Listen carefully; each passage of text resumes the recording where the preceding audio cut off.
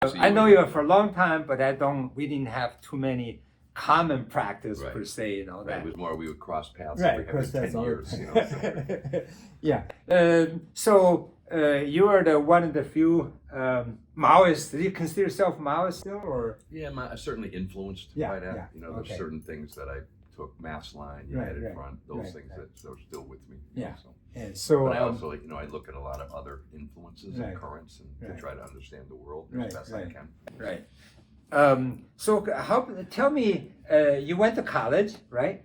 And For a how you while, went to yeah. working class? I mean, what drove you, or what made you become a radical or progressive or labor movement? You know, when I was young, I lived in Pakistan for 2 years. You did? My father was in the service. Oh. He was in the reserve since World War II. Right. So I spent my 10th and 11th years in, you know, developing what we call third world country. Right. So that exposed me to different things in the world at a very young age, Right. including the level of poverty and Right. compared to the United States. Right. Then I went to missionary school there, and then when I came back to the U.S., you know, I saw some things. The civil rights movement, we're talking 1963 and 4 and 5. So the civil rights movement breaking out, the beginning of the anti-war movement. Right. And in particular, you know, I saw, for example, black people being blasted off the steps of a white church. Right. Who were trying to integrate a church Right. with fire hoses. Wow. Which Where was this? It was in the South, in Birmingham, maybe. Yeah. Not sure. Actually, probably more than one place. Yeah. And so that kind of thing made me rethink my religious thinking and made me Right. think about, you know what, I'm going to focus on the here and now and have Right. what impact I can. Right. And then as you get a little bit older, you know, you had to worry about the draft in the Right. Vietnam War. Right. And as I got closer to turning 18, it was like, what am I going to do? Where were you then? Back then, I was back in the United States. Oh, which state? In Massachusetts. Massachusetts. You know, so, and then, you know, and then in addition, I had worked in a factory already in the summers. You know. Oh, summer just for summer Yeah, jobs. just for jobs as Right. a kid. You know, Right. and I worked in a place where you got paid by the day in cash. You know, Oh, it's like it was the bottom end. I was catching shingles in a roofing factory. Oh, okay. You know, I saw people get hurt, and Yeah. I saw one guy killed himself, you know, in the plant. So that made me think a lot about that. So all those things kind of combined, and then at a certain point, I started looking for a critique that would explain society to me. So I almost didn't go to college at all. You know, I just was becoming more like, you know, I want to build a social movement. I want to change the world. You know, and I would say also my parents were not leftists, but they did bring me up in a ethics Right. that said you should leave this world a little bit better than you found it. Right. You know, and so you can both think great things, but Right. also you have a responsibility to your community and to your people. And you know, my parents, my father had got out of the working class, you know, with the World War II GI Bill. Right. You know, he go to college, became a college teacher. Uh-huh. But he always respected labor, and so did my mom. They respected work. They had that kind of Calvinist, you know, Right. background. It I is your see. duty to work and produce and Right. contribute. Right. So I think all those things, and then of Work course, ethic. Huh? yeah, work ethic, Yeah. and, you know, which they were strict. My dad was tough, you know. Right. So, but also I think all those things together, and given the times, right? You know, 1968, you know, 68 was a big year, you know. So it's like it was that earth-shattering year, and so. Martin Luther King. Dr. King was killed. Bobby Kennedy was killed. The Tet Offensive, the Prague Spring, the Cultural Revolution, the Student Worker Alliance, you know, the Columbia in France, the Columbia occupation, you know, the coming to the front of the Black Panther Party, all those things in 1 year. 1 year. That's true. My God, I forgot about that. Earth-shattering, and I think you know that helped set me on my way. And I said, you know what? I'm here on this earth for a certain period of time. You know, I'm going to do what I can. I'm going to try to understand it as best I can. And you know, the movement was a very high level of political movement at the time, and I got swept up in that. So I almost didn't go to school. You know, I just didn't know quite what else to do. And when I went to school, I honestly didn't study very much. You know, I was busy organizing and fighting. And Which school was that? I went to the University of Wisconsin, but I was there for 4 years, and I only got 2 years worth of credits. Never classes. It's humorous now. My parents were not happy. You know, so, but back then you could, you know, schools was a lot cheaper than now. You know, so you didn't come out with huge debt. Right. So in a certain point, I said, I'm not really going to school anyway. And plus I had a draft deferment, Right. which I felt was unfair, so, because I wasn't even doing anything that you could defend that was essential to the country in any sense. Right. So, I dropped out of school. I took a 1A. It made me eligible for the draft, and I got a high number, so I didn't get called. And then I started organizing unemployed, and I really never came back. I did go back to school later. I had this thought that I would learn everything in the street, and I decided that was not the best plan. I actually needed to study collectively with people who really knew something, Right. and not just sort of haphazardly. I've always been a readaholic. I've always studied, but so I did go back. When I got a BA when I was 40, and I got a master's degree when I was 59. Wow. I always joke I'm on a path to get a PhD, but I'll be 180. So that's and for me it was that transition didn't work for a lot of people. For me, it was just I never really wanted to do anything else. Right. But when I know you, you were in a UE plant. IUE. IUE, Okay. okay. International. After doing that for a while, organizing unemployed and other stuff and social movements, I came back to Massachusetts. You were not in Massachusetts? I was in Wisconsin. I Oh, dropped out of Wisconsin. school and Oh, went to okay. Milwaukee for a while. Milwaukee, okay. Came back to Massachusetts and was able to get a job, a steady job, which I wanted. I was 28 years old. Right. I always like to say my arrest record was longer than my work record, which is not a good thing. So I was really glad to have a steady job. And What factory was that? It was in where did I work? Yeah. At the General Electric plant in Lynn, Massachusetts. Lynn, Massachusetts. So I got a job there as a grinder and machine operator, and I was, I was hanging on by the skin of my teeth, and I really didn't. I paid $1, went to a night school training program, and the guy just said, "Here's the machine, turn it on," and I was like, lucky I didn't kill myself, or cut my hand off, So I kind of talked my way into the plant. I worked in a sweatshop, non-union place for like 3 months, but I was a tool cutter grinder, and I was doing it manually.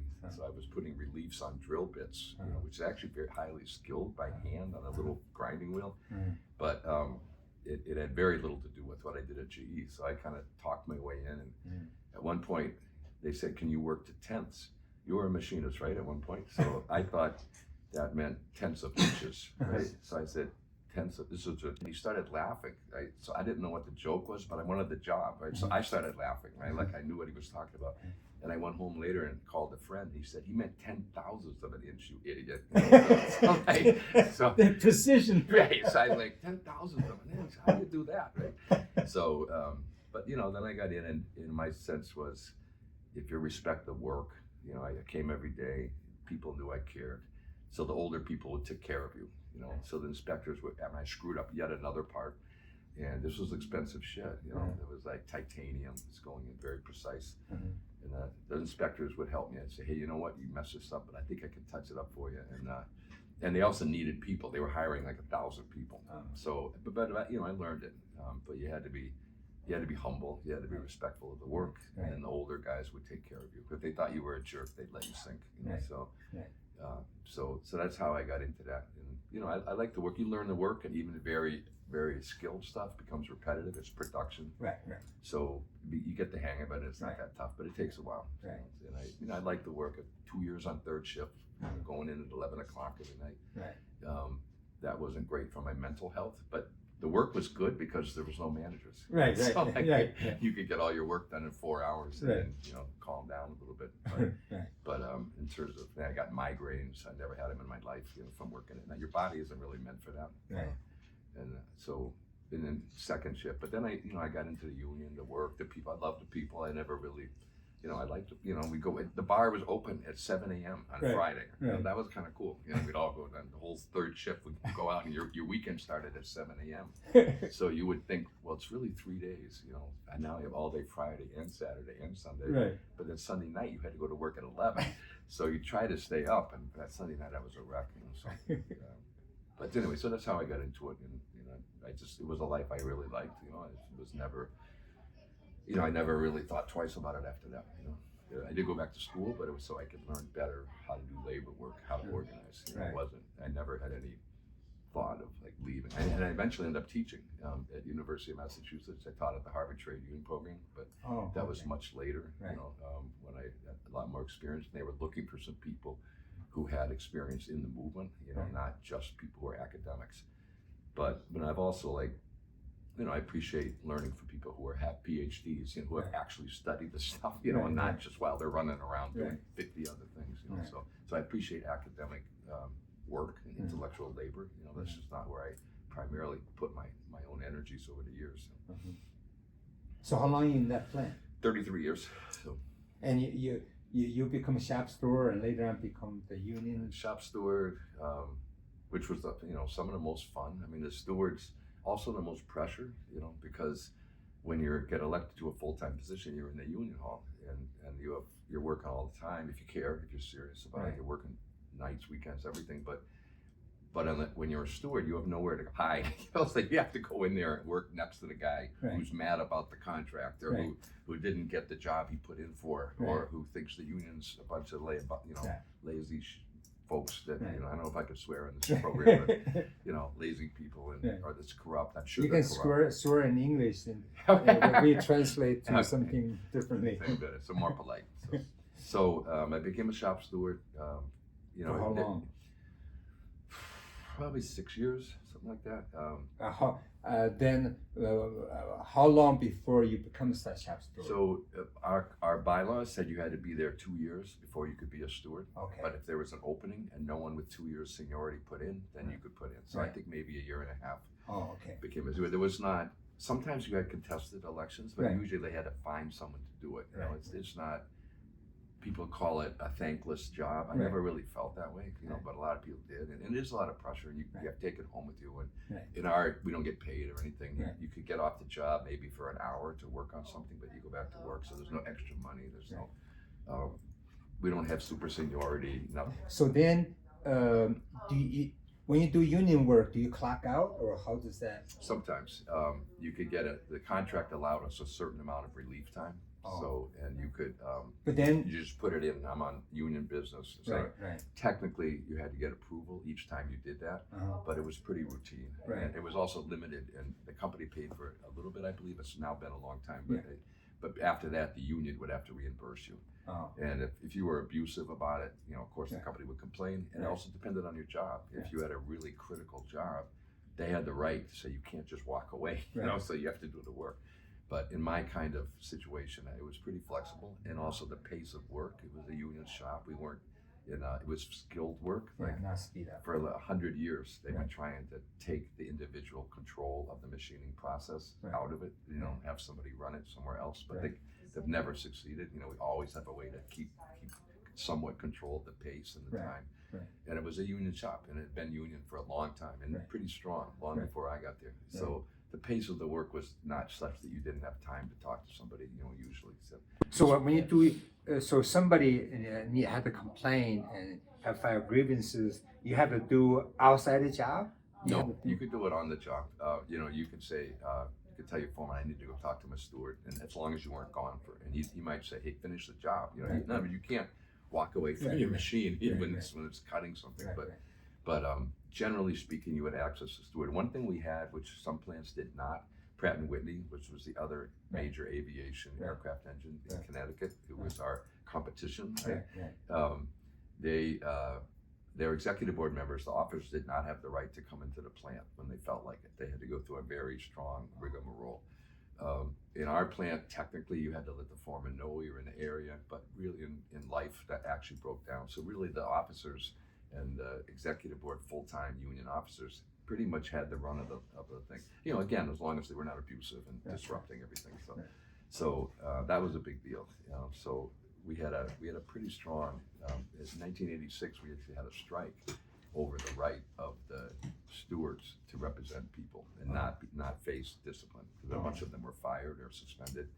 So with the history of the union in the UE, in the United Electrical Workers, before the International Union of Electrical Workers, and we had a pretty strong ability to represent people on the floor. So you could usually get a steward. You had a right to a steward. If there's any question of discipline, that's even under, I think that's federal law, Weingarten rights. So and practically speaking, we had pretty easy access to a union steward, even to call the union hall and ask somebody to come in if they could, if they weren't doing something else. So, we also had a history of work stoppages, you know, and the practice had been established that the first time you did an illegal work stoppage, that you would get what's called a blue letter, and I think it would just go in your file, but there was no other discipline. And I think if you got 2, I think maybe it was 3 within a year, you get 2, I think you could get suspended within maybe 3 years, and 3 you could get fired, but you knew you had at least that one. It's like in basketball, it's like a foul to give, you know, it's like you could do that. So we had, it's because of the history of the plant, you know, we had, and the union there, we had a pretty strong capacity to represent people. And you know, at times the company would try to push back, but you know, and we would, but by and large, it was a pretty good system, in my opinion, of representation. Pretty much free. So, but by the end, you become the union president in your local, or or later, or even higher. No, so after 6 years, I think I ran for recording secretary. Okay. That was the person who took the notes in bargaining. That was a great job, and it was part-time at that point. And so I was part working and part doing and what it meant is you could sit in on all the negotiations. So you really got an education, you know, grievances, especially not the national contract, because it's all of it was done somewhere else. I was only in a limited role in that, but the rest of it, you know, was terrific. You know, so after 2 years, at that time our officers were 2 years. Now it's 3. After 2 years, I ran for executive board, and that was a full time. The titles in U.S. unions can mean different things. In our case, it was a bargaining person, so I represented a portion of the plant in aircraft engine, and I handled grievances at the second step. So that's kind of what I did. So I would say, so recording secretary was a great job. It was a great education. I didn't have to be the one responsible. Also, during that period, we had a strike for a month, and that was an interesting phenomenon for me to be a part of that, and I learned a lot. And 2 elements that I learned from that, I would say, one is it does unleash people, and people you don't know or aren't even active in the union, you know, step up and do things that you didn't know that they could do, that they didn't know they could do. On the other side of it is very sobering, and when you're out for a week, that's fine. Everyone's excited. The second week they worry. The third week their families are saying, you know, what are we settling? You ever going back to work? You know, and they probably get scared, and so you know, the end of a strike requires a conclusion. So the senior people, I used to scoff at this, but they would say it's easier to get people out than it is to get them back. And I don't. What do you mean by getting them back? In other words, to get this is, by the way, it's true in a different period. We're now in that 1986 I'm talking about. There were still the residue of the period when elements of the trade union movement felt powerful still, but we were in decline, in steep decline, but everybody didn't realize it yet. Some people did. So it's one thing to go out on strike if there's a legitimate reason and you educate people about it, but then there has to be a settlement. So, you know, and of course, there's a tendency to sort of say we're going to go out and do this, that, and that, and then sometimes the reality happens, and you have to say, okay, what's a good settlement? You know, if we didn't get what we wanted, exactly how much is enough? How do you bring people back? And then in any struggle, there's always 2 struggles. One is what happens, and the other is what people think happened. You know, so then begins the battle of summation. You know, so and in the 86 strike, and I learned that lesson very hard, the company immediately begins their own summation. It was all useless. They said the same thing about 1969 strike at General Electric, which was nationwide. It lasted, I think, 101 days. So your task afterwards is, when you get back with a settlement that you think is fair, that you could recommend, is then to continually educate around what happened. What were the stakes? What were the terms of struggle? What was the terrain? What did we achieve? What did we not achieve? You got to be honest with people. You know, what remains on the table for the next bout? Because every battle is a prelude to the next battle. That's just the way it is. We have different interests, and there's going to be some conflict. So that's something I learned from 1986. And it was also very exhilarating. I was young. You know, I loved that. It was a great time, but it was also, you know, very kind of scary. You know, once you're out there, you know, then what? You know, and then you get back. So, but the recording secretary thing was really good. I learned a lot. you could expand the influence of the job and capacity, so I could do other things if the leadership, the higher officers were tolerant of me and supportive, which some of them were. And then we had a group of workers who were active. Vietnam veterans were coming back, had some of them learned a lot about power and about what was going on in the world. One of my mentors was a Vietnam vet who had been in the Tet Offensive. His position had been overrun. He was a Seabee attached to a Marine division, and he was around Way, when that happened, and he came back, like understanding that this was not where he should have been. He was just a 19-year-old kid, from Lowell Tech, who used to always say technical scholars. So people like that, they had a sort of an anti-imperialist consciousness. It was mixed. People came back and summed up different things who had been in Vietnam. And there were other people whose parents had been in the tradition in this union. In this particular factory, there were some people, a few people, I knew 4 or 5 generations in the same factory. And that's obviously today very unusual. Then it was a little more common. So people, there were traditions, both good and bad, that had been carried on through families. So I had mentors who had been involved through their families in the union for quite a while, and I had mentors like this guy Charlie Ryder, who was a Vietnam vet, and he was the one who, I still love him. I still miss him. He died pretty young, and died, I think he was 56 of a heart attack. So take care of yourself, But he was both militant, and he also figured out how do we survive. I remember one time he and I were coming back from a meeting. It's called National Rank and File Against Concessions. It was in Chicago in maybe 1983 or 4. And we're in the plane and we're talking to each other like we could see what was happening, neoliberalism and the destruction of manufacturing here. And we were just talking about how are we going to explain to people what's coming, because in our factory it hadn't really hit heavily yet, it did. So, and I always say I punched in February of 1979. And in June, I think Margaret Thatcher got elected in England. In November, Ronald Reagan got elected. So it was like the next 40 years of getting my head kicked in by the changing economy and the new consensus about deregulation, fair trade, all of those things. So anyway, but after that, so I was on the E-board for 5 years as a grievance rep.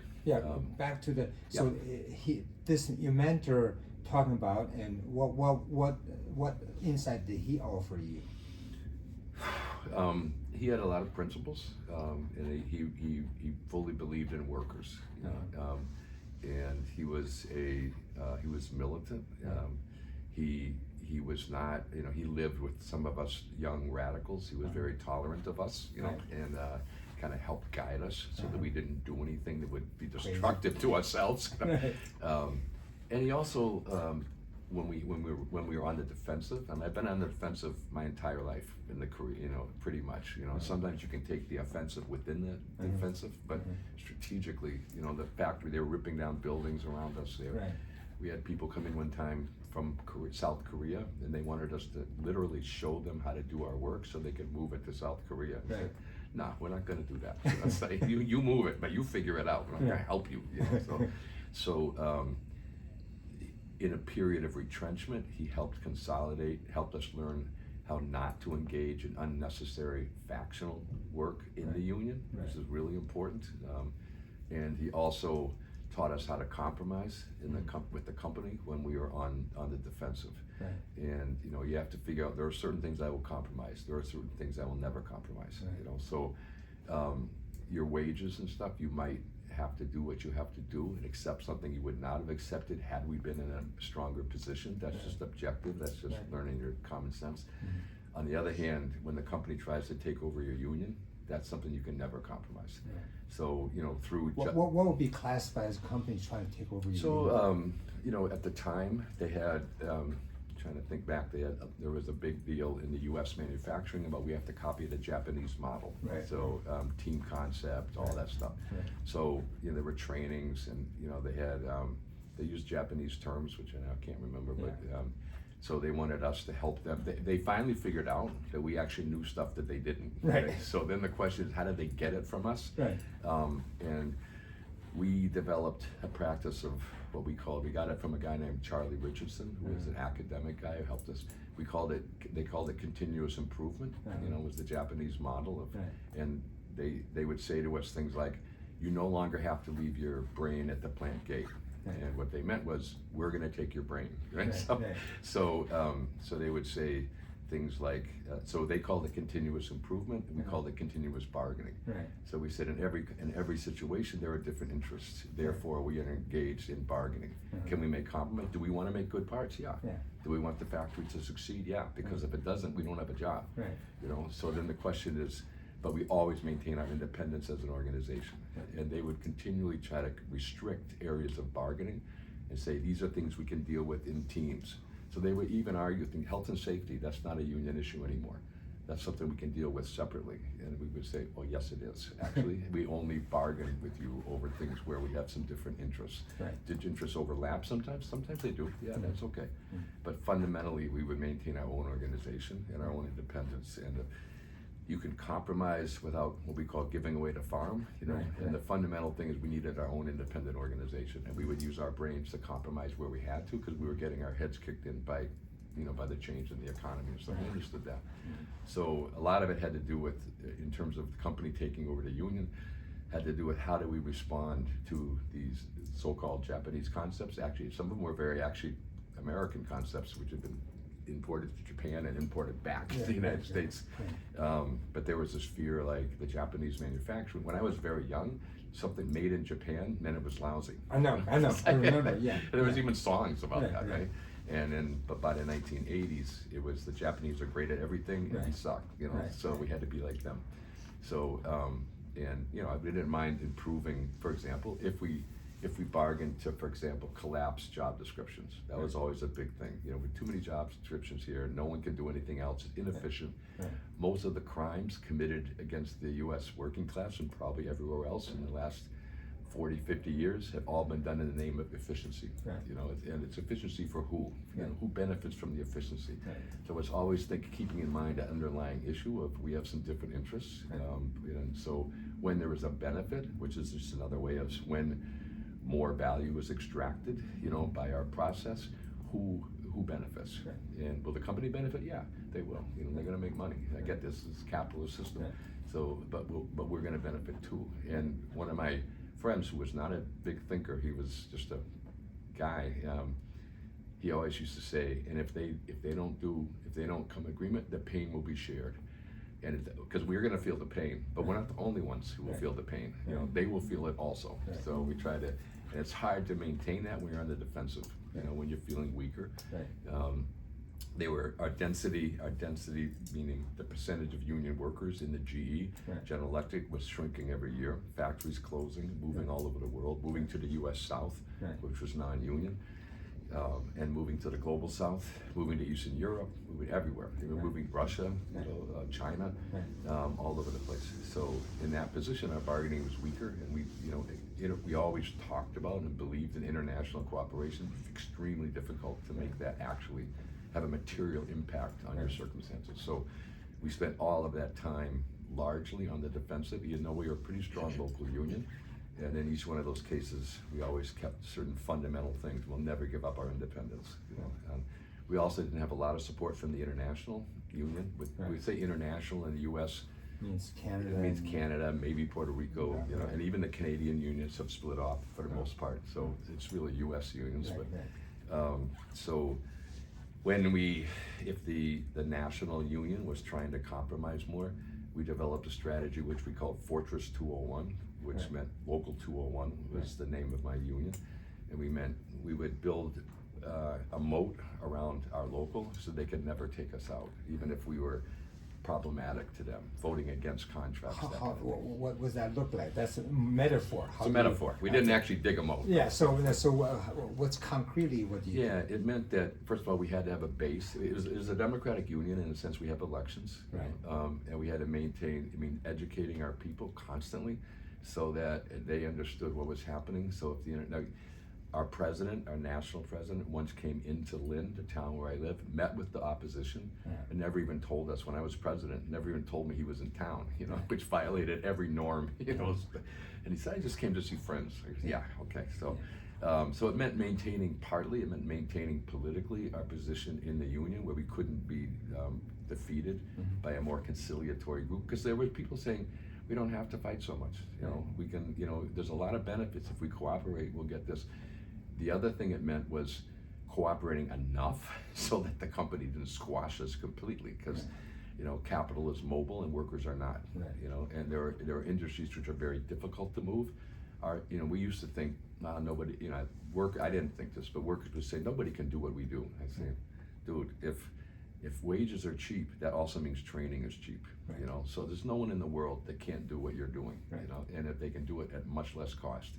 So that meant you had to survive. You did have to be productive. You did have to and sometimes we agreed to do things that we knew were stupid, and we knew it. I'll give you an example. So they wanted to do a moving assembly line. So we assembled aircraft engines. So they were gonna put the engines on these on a chain that would move it. But it's not like auto, you know. These things, you know, you have every torque on every wrench and every nut has to be done to a certain amount.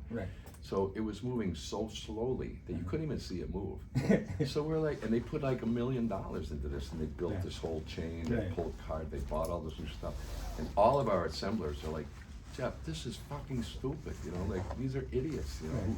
This is not only that. Now you had to climb over this thing to get back and forth on the engine. So the stewards called us and said, I'm not doing this. Like, this is ridiculous. These guys don't know what they're doing. It's a waste of time. This isn't auto. So, because you could work on the engine as long as you wanted and just roll it to the next stage. We didn't need all this shit. So, and we said, look, this is a really big deal to the company. You know, somebody's going to get a promotion off of this. It's stupid as hell. It's a complete waste of money. It's completely inefficient, but we'll never convince them because politically this matters. Just fucking do it, right? Just pretend, you know? So, and then they'll go away. And then, you know, so, but our assemblers were so offended that when they came in to take pictures to show about this new thing, none of our people would do it. We said, fuck it, you know, let the manager stand there and pretend they're working. So they took pictures with management people standing by the machines as though they were working so they could sheathe this. And our people was like, I'm not doing it. You know, I'm not going to humiliate myself with this stupid shit. You know, I know how to do this. So that's what we said, just do it. And then 2 years later, they ripped it all out. You know, we were right. There was multiple examples like that where we actually knew some stuff. And sometimes we would, you know, we call it the rope-a-dope. I don't know if you like Muhammad Ali. You know, he knew how to stand there and take the punches without getting hit too bad. So sometimes we would do that. So it meant politically maintaining independence in our local and a strong enough base, because these were contentious times. And you had to go to your members to say, we're pretty strong, and some ways we're still losing some things, you know. And of course the old guys were, this is not like back in the old days. You know, in the old days, you know, we would have done this. You know, you'd say, okay, we're in a different period. So you had to maintain your political strength in your union so that you couldn't get defeated electorally. And you had to survive and be productive enough that you were actually still, the company didn't decide, these guys are not worth it. You know, I can't handle, I'll spend a lot of money, but we're gonna do this somewhere the fuck else and get away from these crazy people, you know. So I think it meant, you know, it meant both of those things. And then for us, separately, it meant also, how do we affect that a bigger picture? And so we tried to get involved in the global, the struggle against corporate globalization, we call it. You know, we went to Seattle for the protest against the WTO in 1999. Yeah. So union did? Yeah, well, we didn't do formal. We took 15 people from my local. Oh. And we got in a plane. And when we came back, it was like, that was one of the first moments I felt like, you know, the whole world's talking about us. Like, what the hell, you know? And I remember one day I was, it was incredibly exciting. You know, you maybe remember they had that slogan, Teamsters and Turtles. And so like you environmentalists and union people who are supposed to be opposed, you know, we're supposed to enjoy dying of chemical shit, you know. So when we came back one day, I was in the supermarket. I was exhausted, right? It'd been like 5 days and I didn't eat. So I'm in the supermarket and all of a sudden I hear my own voice on the radio going like, you know, because they interviewed me, you know, Right. like, hey, one of our local people was in Seattle and was big news. Right. And I'm thinking, wow, you know, we're like heroes. You know, what happened? Little old us, you know. But we did stuff like that and try to figure out as best we could, how do we part of a larger movement? How do we build social? When I say we, I'm talking how I think. Obviously, within the local, there was different points of view, including in the leadership. You know, there were people more conservative, but as a whole, we were trying to figure out how do we impact, how do we build a political force that will allow us to survive this period and get to something better. So we sought out allies. We tried to work with environmentalists, with movements of oppressed people. We tried to deal with the Black Freedom Movement, different elements, the immigrant groups, which were not huge in our town. Now they are. Now my city is 2/3 what we call people of color. Wow. People from Dominican Republic, Guatemala, Cambodia, you know, Africa, you know, so now it's a very, very different city. Some of that happened in the last 10 years, not in the period that we're talking about now. So that's what I mean by Fortress 201. It had some success. We maintained our integrity as an independent organization of workers. We still have an impact. We're still there. You know, we went from 8,700 hourly people to maybe 1,200. And we've also organized other groups and brought them into our local who are not GE workers. The shortcoming of it, we didn't at the time have a plan to try to take over the international union, and so it's part of a national contract that we don't negotiate our wages and working conditions. Some things are negotiated locally, but our basic things is a national contract that's been there since 1933, I think. So, you know, we did suffer from that, but we didn't feel we could do both. So we built a strong local, we built community allies, we try to eventually, with the Labor Council, build a strong labor movement in the area, but we didn't prioritize, you know, changing the international unions, and maybe was the right choice, but there were some drawbacks to that, you know, so we were sometimes isolated, you know, in our union nationally, sometimes, otherwise, other times we were fine, so. Like, you mentioned about you are not against trade, but against those trade, which is not good for the workers. So there is a discussion about the trade. I mean the free trade TFA, the free trade agreement. The free trade agreement always have some blue collar barrier. So some people is discussing about that, especially Taiwan and the US now is discussing about the free trade agreement because WTO is bankrupt. So now it's not like area negotiation, but one-on-one. There's some article they will say protect the workers blue obstacle. Now it improved like U.S., America, and U.S. and Canada and Mexico. There is a USMCA agreement. So AFL-CIO is promoting this. So since I just want to know what you think about this improvement in this kind of free trade agreement. And now they improved to the USMCA, and USMCA seems really improve the workers' condition in Mexico. And even through this power, they have the independent union. They even have some like councillor who support the worker and be elected. So what do you think? But on the other hand, they pull in the U.S. government's authorities' power into Mexico. A situation like that, I would look to the Mexican workers and I would say, you tell us, you know, how are things going there? Is it helping?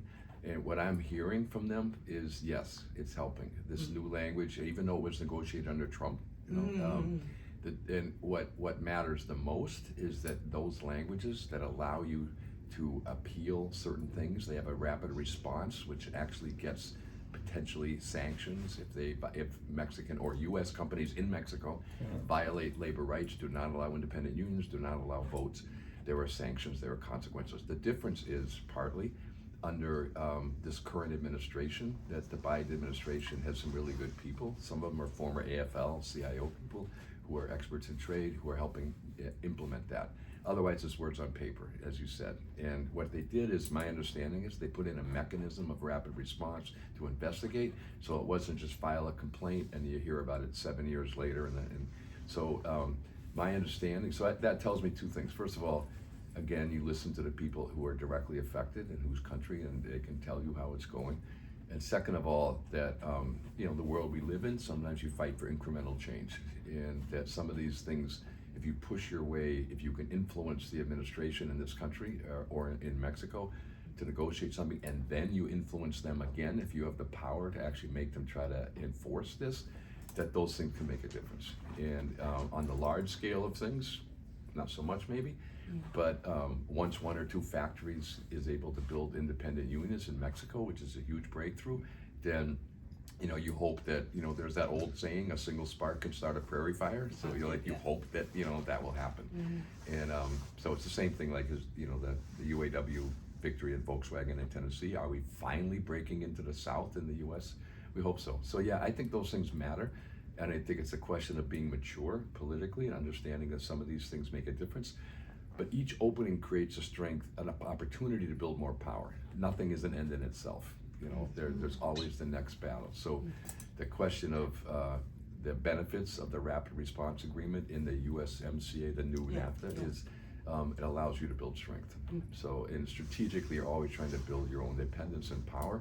And my understanding is that yes, those are worth it, and those should not be just dismissed. It'd be wrong not to understand the impact is positive, and then we try to organize ourselves to take advantage of it as best we can on difficult terrain, always. So, what do you think about the recent situation? I mean, salting rank and file become a very big concept, important, newly make the labor movement alive again in US. So what do you think about the reason that kind of salting now, is it different from your salting that time? That's a good question. So first of all, I speak from my own generation and my own experience, and I'm not 20 years old, so they may have a different view. But there's terms are used somewhat differently. And salting, what happened, I think, was certain unions realized that they could bring in young, energetic, brave young people who are willing to go in and organize a union. In the US, the class stratification exists, but it's not that unusual. We had people in my factory who had law degrees, not one or two, so people with college degrees, so doing that kind of work, especially now, because the younger who would have become professionals, they can't do that anymore anyway, so they're all driven down. So I would say salting meant a couple of different things. It means usually now when people use that term, they mean the union has learned to take, I don't mean take advantage, but take the strengths of these young folks who are becoming radicalized because they don't see the future they thought for all the reasons that they're becoming radicalized. I don't always understand that. They just try to deal with the terrain. I don't always know where it came from, So they've been able to find those folks and put them into workplaces. The first people that I thought were Unite Here, the hotel and restaurant, did a lot of that. And they would go in with the intention of helping the workers to organize a union, and then they would leave. They would go on to something else, and they might go salt somewhere else, or they might. It's like salt is a seasoning, but the food is the what you're eating is still there. You're just seasoning it, and then you might go put some salt into another dish. So that's one way that they talk about salting. And the other thing was more of an ideological commitment that said, I'm not just going to get a job. I'm going into the working class. Period. And in my generation, a lot of people did that, and it didn't work for a lot of people. I remember one guy said, he was a radical guy. He says, I don't think they like me. They refuse to buy my newspaper, and they're throwing things at me. I said, that's an indication that they don't like you. And that particular guy went off and became a professor at Harvard. And that's probably what he should have done. It depends. For other people like me, it wasn't that big a deal. I had worked in a factory, a little bit, but it was a change. My parents were disappointed. They wanted me to. My father came out of a poor background, and he got to go to college on the GI Bill, and he was hoping I would be an academic person. So those things are challenging, but it wasn't. So for me, it was more like, so I live in a community now. I've been there for 40 years. So I retired 10 years ago. I'm still involved in the community. Now I'm active in doing other things. I'm dealing with housing. I'm dealing with things that affect the people that I care with. It was not a limited thing of just go in, help them organize a union, and move to the next one. There's a place for that. I wouldn't say that people shouldn't do that or anything, but there's two different ways to look at it. And for me, it was easy. It was just like It's what I want to do. I liked it. I love the union. I love the people. I love the challenge. You know, I like the people I work with every day. I found, you know, friends, and it was In fascinating. the 70s, there are a lot of these left groups. They purposely mobilize a whole bunch of students just going Yeah. to the working class Yeah. consciously. Yeah. Are you part of that group? Yeah, it was. Yeah, I mean, partly, and a lot of that was, in my opinion, was very immature. You know, and I always tell people, it's a friend of mine. You know, I always tell people for 6 months, keep your mouth shut and learn the job. Right. You know, and people come in, particularly people if they come from elite Right, schools right. and elite backgrounds, Right. and that some people can do that. But if they have to go through a bunch of changes, and they have to learn to be humble, and that they're not always the smartest person in the room all the time. You know, maybe Right. sometimes, but Right. but That's very important. Just so many people in China, the young people going to the working class, they think they're gonna just raise some slogans. People follow them to make it. well, it's also like there were people who said, "Oh, you're going to get a job in a factory." I said, "Yeah, I dropped out of school. I haven't had a decent job in a long time, you know, and I love the labor movement. I mean, that's what I want to do." And they Right. said, "Oh, you're committing class suicide." I said, "I'm just getting a job. You know, Right. Can we lower the temperature here? You know, I'm just getting a job. You know, it's like, and you know, so for me, it was just something I liked. You know, Right. and but it was political. You know, Yeah. I wanted to do something with my But life. there were that would many make- other people also did that, but not everybody can stay. Because if they had a view, well, other than your later Harvard Well, professor type. two but- things happened. One is it wasn't right for some people, and that's Right. fine. There's Right. something else, you know. It's like, Right. you know, find a place where you can contribute, Right. and if you have, you know, maybe you'll be a great researcher. Right. You know, maybe you'll become a great scientist. I don't know. Right. Maybe Right. you'll become. This guy was a math teacher, I Right. think. You know, so that's all right. And then the other part was just, but also the economy changed. So like people got laid off, their factories closed, and so then honestly, the other thing has happened at a certain point. Like when people start having children and Right. stuff, and then they're thinking, that's when if they have a way out, that's when they start thinking, do I really want to do this? Do I want my kids to go to these schools? You know, or you know, and then if they have the assets, if they have the choice, then maybe they go do something else. And that's a question of privilege, and that does exist. But Yeah. When I was working at Bud Company, we had the PWOC, Philadelphia Workers Organizing Yeah, Committee. And that's a group of people very conscious going there. Mhm. But after a few years, nothing big happening. Right. And these people are smart people. Right. And so they decided to go to management. Oh wow. Yeah, we didn't have too many of that, but I had some people do that. Right. And then, you know, then people say, well, you know what, I'll influence it from the inside. Right, You know, right, I'll right, like, right. if I'm a manager, I can change everything. Right, It's like, right. yeah, two things will happen. One is you will try to change everything, and the thing is, the other side, everything will change you. Right. And that's kind of, you know, that's more likely. It's a Right. more likely outcome, Right. you know. The other thing I always found is you need collectivity. Right. You know, you need people to sum up with. You know, that's where the concept I took of mass line. It was always like, who do you sum up with? How do you collectively figure it out? Whether you're in a group or you have a circle of friends, or you know, people you would call comrades, or just Right. people you work with Right. who share your outlook, can help you process.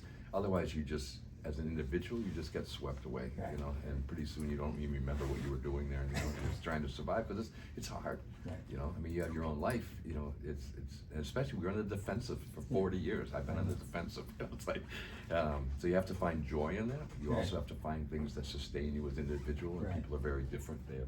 There are religious people who that sustains them. There are Right. people who's you know, I read once about people who survived concentration camps, you know, under Nazi Germany, and I think it was called, this goes way back, Man's Search for Meaning, I think by Viktor Frankl, if I remember correctly, and he said that people who survived was people who had an outlook. You know, it might have been their faith, you know, it might have been a political and ideology, but you need something that's flexible, you know, Right. not something that's totally doctrinaire. You don't want to be in a cult. Cults can survive too, but they, Right. you know, it's not what we want.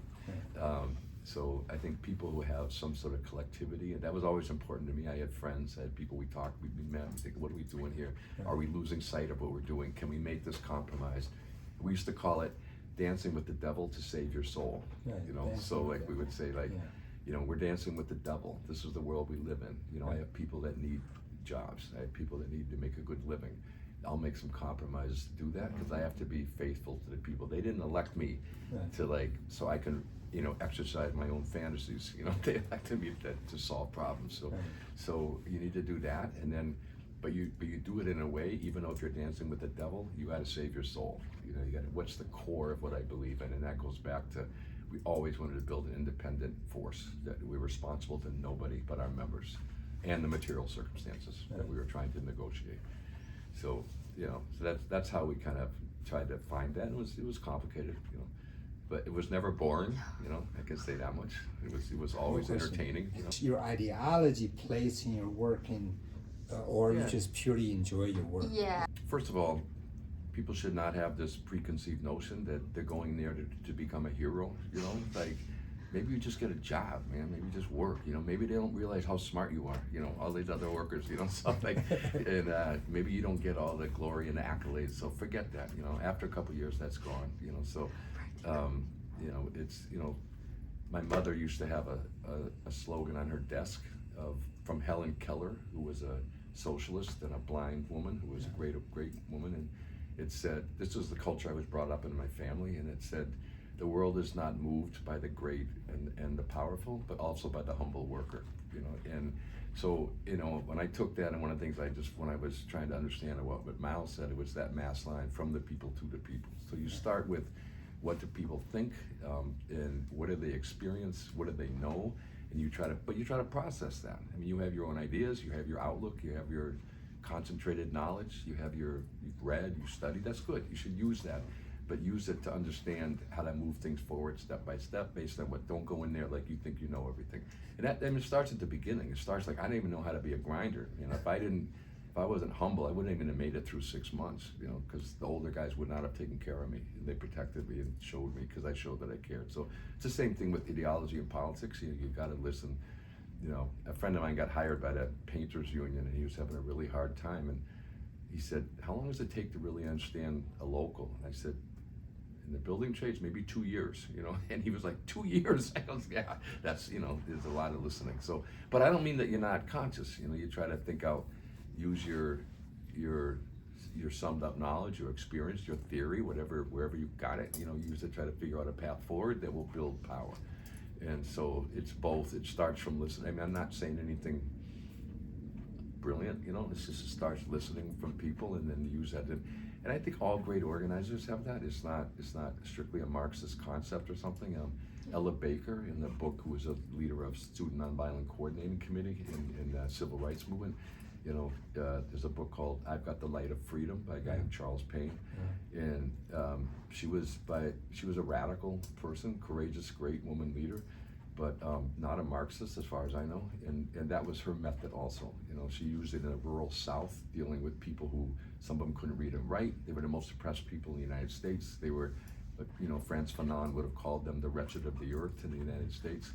And you know, her methodology was the same. And there's actually a footnote in that book that said, what Ella Baker said is almost word for word what Mao said about mass line. So, Right. so that's, you know, and the fundamental thing of mass line is the masses make history, you know. Right. And sometimes, you know, sometimes masses just aren't quite ready to do what you think they should do, you know. So you know, you got to start with what they actually think, you know. Right. So.